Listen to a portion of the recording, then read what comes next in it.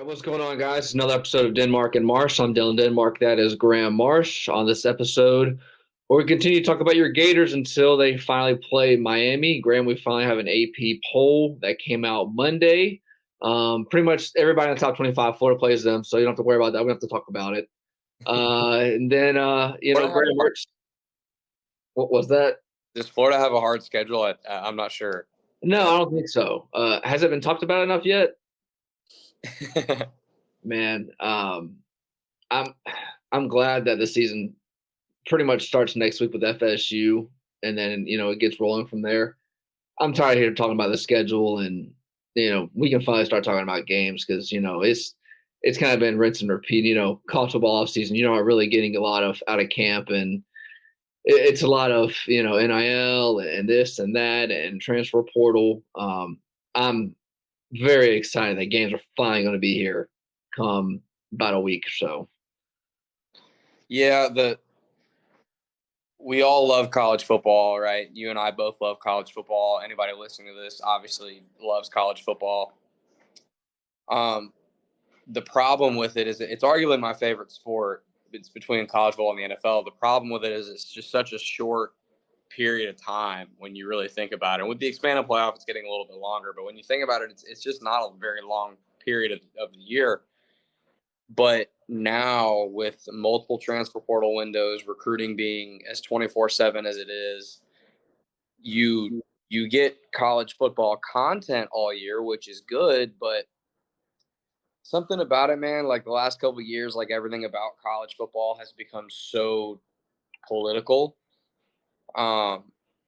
Just the decisions of super conferences and this team moving to this conference and this team moving to this conference, and Florida State and Clemson can't get out because their media rights deal with the ACC, and this guy's transferred to that school, and this guy's transferred to that school, and this 5-star's flipping here, and Jaden Rashada is suing Florida, and yada yada yada.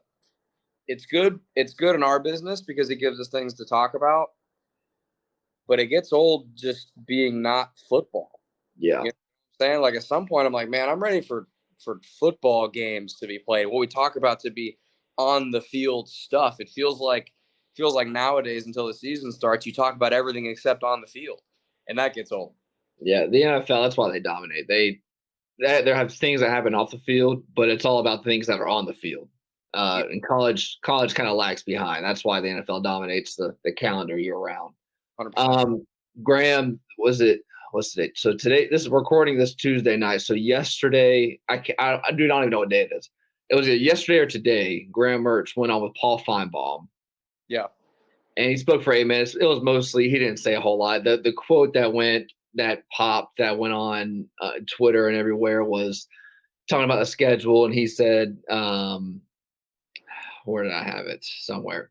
He basically said, yeah, we're getting everyone's best. And, what do you expect him to say? It's a tough schedule. But one thing that really stuck out in particular with me, and I listened to the whole thing, and then Napier kind of hinted at this as well in his presser Monday. Mertz was asked from Feinbaum, what's one thing that you worked on? He said the details, focusing on, not making mistakes, having the other team force them to have mistakes, stretching the ball down the field. And then you listen to, I read the transcript from Billy Napier in his presser Monday, and he said, working on trying to get the ball downfield. He said, quote, we moved the ball really well. This was in practice. We were very consistent. We scored a lot of points, but we know that explosive plays are a significant piece of winning. This week, the coaching staff is emphasizing generating those game-changing moments. And this is something that we've talked about in weeks past where Florida has not had that. You might have had that with ETN in the backfield, but they've not had that from the receiver position from the outside. You've seen that from Kadarius Toney. We saw that in a short stretch with Dan Mullen, but we have not seen that from Napier's offense. We've seen it from the legs of Anthony Richardson. But looking at this season, it's got to come from Eugene Wilson. It's got to come from some emerging receiver that's probably not going to happen in the first couple of weeks of the season. And you've got to come out, right from the gun, Miami week 1. So that was kind of my big takeaway from Graham Mertz when he went on with Feinbaum, working on the mistakes. And so when he's talking about that, so they've obviously emphasized that all camp and probably all off season.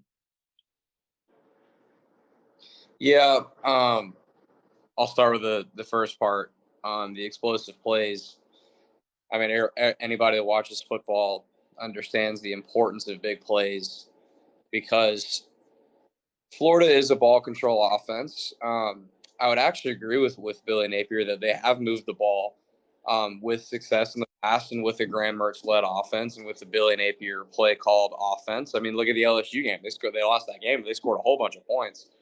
Um, and they did that more than once throughout the season. And there were maybe a few, but there weren't a ton of games last year where I looked, in the third quarter and said, man, they can't even buy a first down. They moved the ball efficiently, I would say, a decent amount of the year. The only time that the offense really struggled were games that the mistakes came to play, right? The procedural issues they would have, the false starts, the delay game penalties, that kind of thing. When they struggle to get lined up, those were the games that the offense would struggle a little bit to stay on the field. But games where those were cleaned up a bit and those were a little bit better, they did move the ball well. And the one thing that was lacking, like we've talked about, was those explosive plays. And I agree, dude, it's going to have to come from Eugene Wilson. And we've talked about this multiple times on this podcast before. Who is that next person that you can potentially rely on to take the top off? If it's a receiver, to take the top off the defense. If it's a back, to get a little crease and leave everybody in the dust. Maybe that's KD Daniels coming in. I don't know if you heard during the scrimmage on Saturday that KD Daniels had a hell of a scrimmage, and he's been looking really good in camp. Maybe it's him. Maybe it's Treon. Treon Webb's probably more of a power back, but maybe it's Treon Webb. There needs to be. I agree that Eugene Wilson's going to be the number one guy you're going to look to say, okay, that's my chunk play guy. You got to have more than one in today's college football if you expect to really be winning games with your offense, which the team is going to have to do. We broke down the defense a couple episodes ago, and since that episode came out, Jamari Lyons went down with a broken ankle, and we're already concerned about the defensive line depth, right? And now one of your key guys is out already. We don't know how the DBs are going to look. We don't know how the linebackers are going to look. But the reality is, in the sample size we have, I know Billy Napier controls the offense, but just in a Billy Napier-led program, you've had really bad defenses both of those years. And now you have, again, it's been talked about ad nauseum, one of the hardest schedules probably in the history of college football. If they're going to have like a really successful season, like a 9-win season, they're going to have to win games with their offense. They're probably going to have to win games scoring 40-plus points, I would say. And the explosive – here's what concerns me, though. I appreciate that Billy Napier has said we're working on explosive plays. I appreciate that Graham Mertz says that's a point of emphasis. I appreciate their acknowledgement that they need explosive plays. I'll bounce it back to you and ask you this question, though. You can work on explosive plays. You can work on maybe getting creative, figuring out ways to slip guys out and make the defense forget about them and get you in advantageous situations. But for the most part, Dylan, tell me if you agree with me or not. Explosive plays come from explosive players.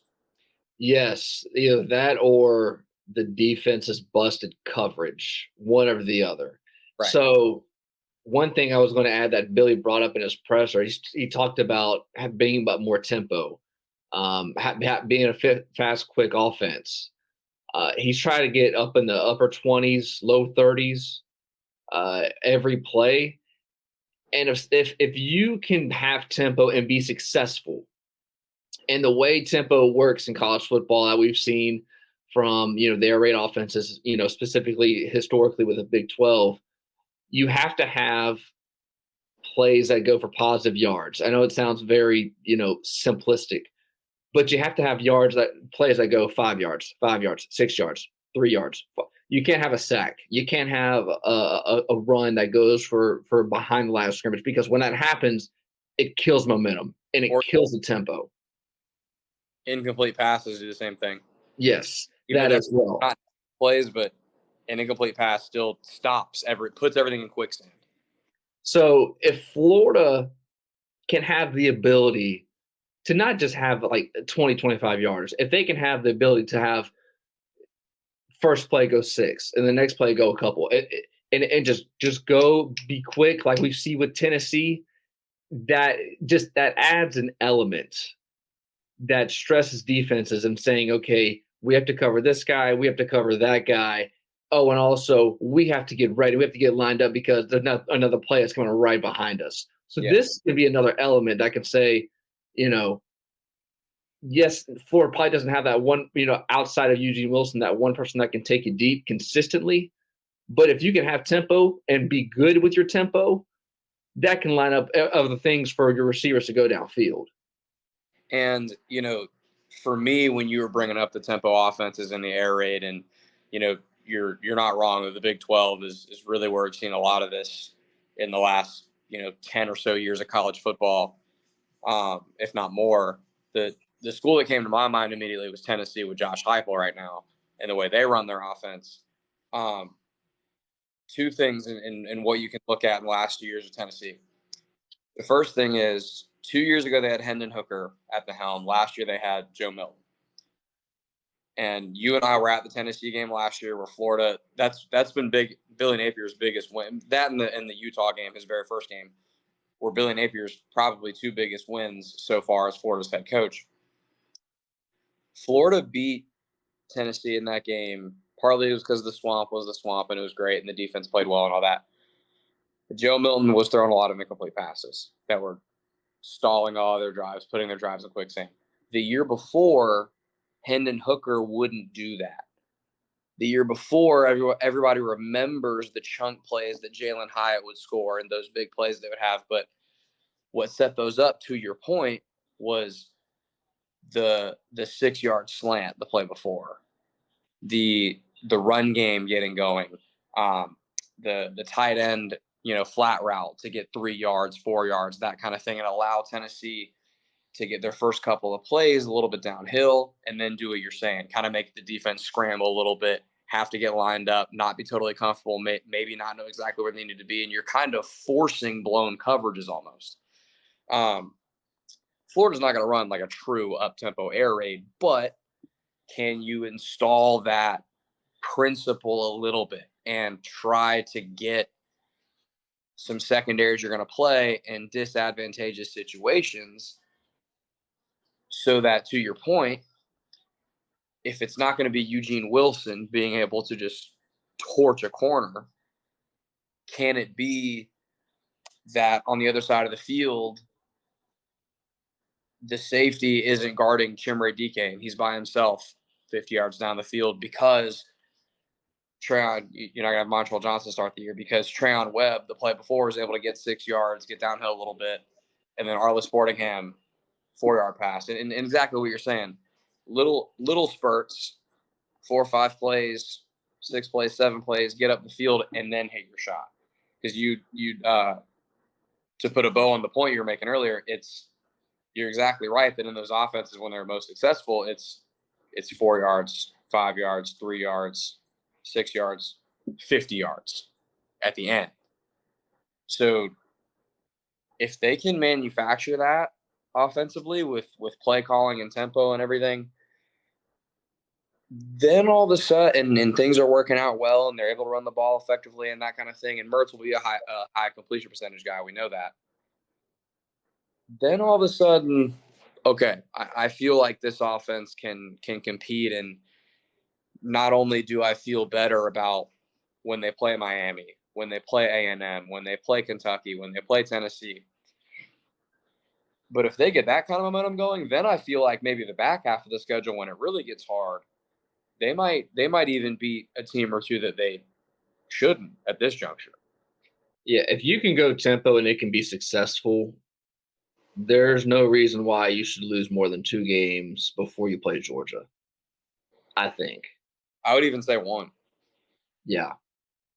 Um, Tennessee, we've talked about this before.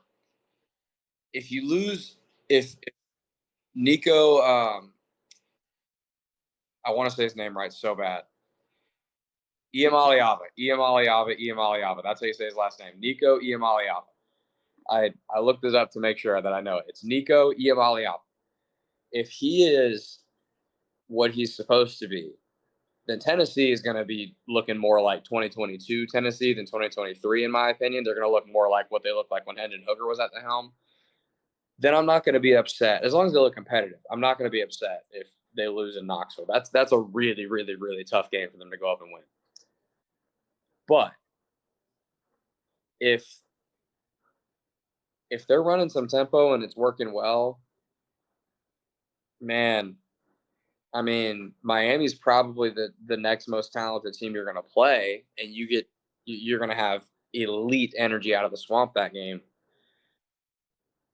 Man, I really think they could be. You brought it up last week. Can you be a one-loss team going into the Georgia game? I really think they could be if those things play out. yeah, Vegas still has, if you look at most places, Florida at 4.5 wins. And it's not crazy to think that they could have over 4.5 wins by week 5, week 6. Yeah. It's not crazy at all if things go the right way. Graham, let's talk about the AP poll that came out yesterday. I wasn't really surprised by it too much. People were talking about Miami being a 19. That doesn't really surprise me because they're the media darling of the offseason, and they think that they're going to do well. USC was the only really surprise, but USC, you always have a program that's not that good. That the program have what it's been the last 50 years, and they just put them ranked. Whatever. But the reason I brought the poll, so Paul Feinbaum, I don't know what's going on with FSU. If somebody did something to him over there, he basically said, I forget exactly, but he basically said that he was asked the question, what's the one team that's ranked that's going to be unranked at the end of the season? He's like, ranked in the top 10. Yes. He's like FSU, and he goes on right now. Yeah, and he goes on to rattle off about this, that, and the third, and he was just like going in. I'm like, man, I think FSU is going to have to reload a little bit. Okay, here's the thing. Programs, when you lose a lot of players, they either rebuild or you reload. Alabama always reloaded with talent.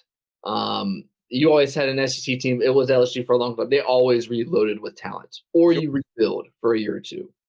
What's that? Georgia reloads right now. Yes, that was the other team. I couldn't think of one. We talked about this the other day. Rick Ballou and many people that were at that practice in Jacksonville are like raving about their offensive line. Yeah. And, them going to Ireland, I don't think, I think it could potentially be a close game. I don't think it's going to be a game that FSU has to worry about. But when you think about a team and you want them to be good, and we all believe FSU is a good team, you think of, okay, who's their coach? Who's the quarterback? How's the offensive line? Okay, well, we know that Norvell's a good coach. We know that the offensive line is good. The only question is DJU. And you could supplement this with college football. Like we saw with Michigan last year. J.J. McCarthy was no superhero. Stetson Bennett, granted, he had probably one of the best rosters ever in college football. He didn't have to be a superhero. But he knew how to play the game. For FSU, DJU doesn't have to be a freak. If he can rely on his offensive line and have a good run game, Florida State could easily be 9-3 with the schedule they have. So that kind of surprised me as to why Paul Feinbaum went all in on FSU and just thinking that they're not going to be that good this year. And I know one of the big questions for Florida State this year is going to be who's going to emerge out of their wide receiver room. But based on what you just said and kind of just what I already knew about DJU and what their offense is going to look like this year, I don't know that they're going to really rely on their downfield passing game all that much for the most part, I think they're going to be, like you said, they're going to be ball control offense. I heard Danny Cannell say something today, which I actually do agree with, and I don't always agree with everything Danny Cannell says. But he said, Florida State wanted Cam Ward, and basically everybody that was in the market for a portal QB wanted Cam Ward. Miami really had a big win by getting him. But what they got with DJU was a floor. Like, he's been in college football long enough. He knows what he's doing enough.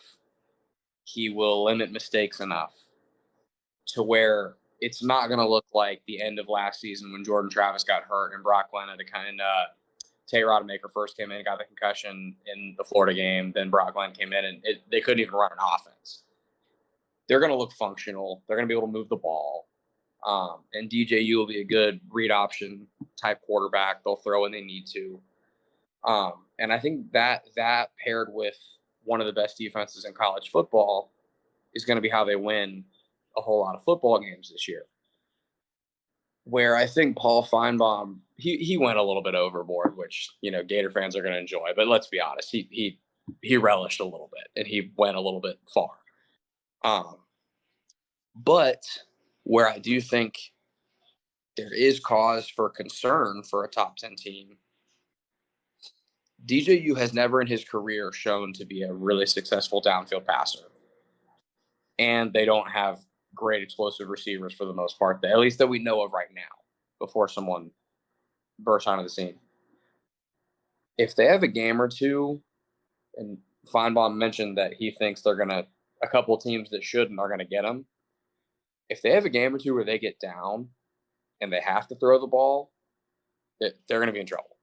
That's exactly what Rick Ballou told me the other day. He said if they go down 2 possessions in a game, they got to throw. That's where it gets tough because you look at their November schedule. They play. Just had it. So they play Clemson at home, but they go to Miami, and then 2 weeks later they go to Notre Dame. Mm-hmm. That's not ideal, in a situation. The thing with DJU too. People always say first impression is a lasting impression. We all remember DJU was going to be the replacement for Trevor Lawrence when he was at Clemson. And we all remember the game where Trevor couldn't play at Notre Dame because he had COVID. And he looked okay. Like, he had 400 yards throwing, I think it was, that game. But Notre Dame made it a point to, stop the run. Like, I only think Clemson had 50 yards rushing that game, if I'm not mistaken. And he just never lived up to the hype after that. Not saying that, we're expecting him to be that, but I think so much of DJU, I think so much of it is we just have that first impression and we can't get over that he was a top recruit and that he didn't do good at Clemson. Yeah, and he was okay at Oregon State. We those of us that are really locked into college football didn't because we're the sickos that are going to watch Oregon State, New Mexico at midnight. But I think for the general kind of casual fan, they sort of forgot about DJU last year. He was way out there. The Clemson story was over with him. And it kind of allowed him to take the pressure off a little bit and sort of reset his career. And he played pretty well, but again, was never the 5-star guy he was supposed to be.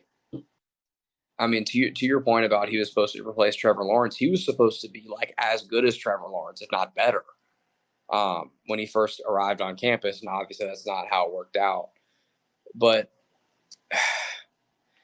I think they got their version of Graham Mertz. I mean, it's a little bit different, and I think Mertz right now is a better player.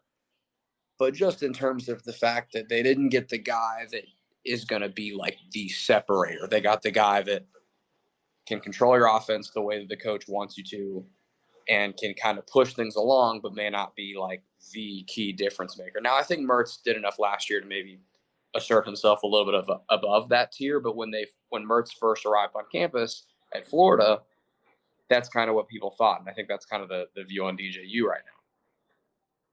Last thing, we'll wrap this up. So we're going to talk a lot more as we go the next week or so about the Florida Miami game, and defense is going to be the one that's going to be the one that decides if Florida can be in this game or not. Did you see the preseason list for the Biletnikoff Award, the best receiver? Yeah, there's 3 Miami guys on there. Right? Yes, 3. Like, I didn't know that until yesterday. I was like, dang. Like, we got a problem if these guys are supposed to be dudes, and and we're already down Lions. Like, we already know about the quarterback and the running back. If these 3 receivers are where they're expected to be, we might see a 35-31 kind of game come August 31st. Yeah, I mean, Biletnikoff watch list is. There was like 25 guys on that list. Yeah, and a lot of times it's just guys you're familiar with.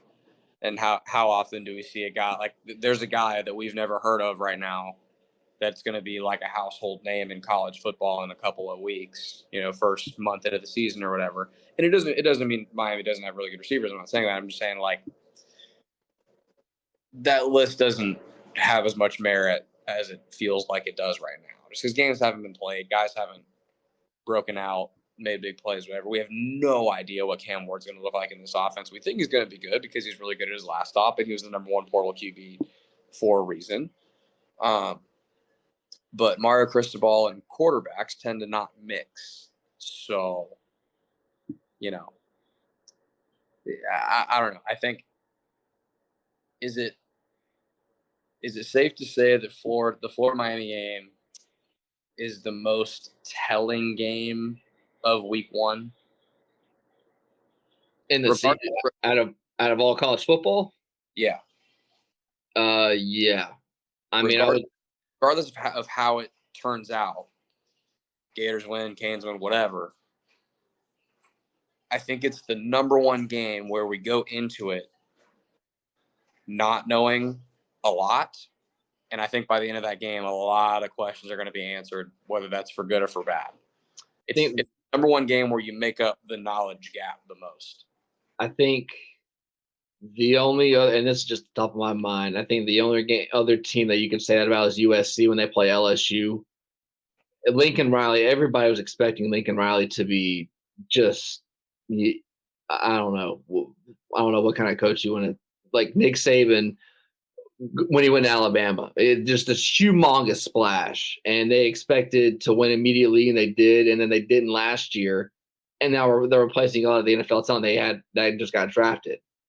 I think USC is one of those teams, and then Florida's number 2 or 1 and 2 if you want to flip it one way or the other, because these are 2 programs that hire 2 guys at the same time. Let's be honest, last decade they've been down, and they expect to be up. And also, too, with USC, I mean, remember the start of the NIL, it was like, oh, they got the LA, they have the state of California, they have all of these resources that can help them. And it hasn't been that way. Like, it hasn't gone the way they thought it was.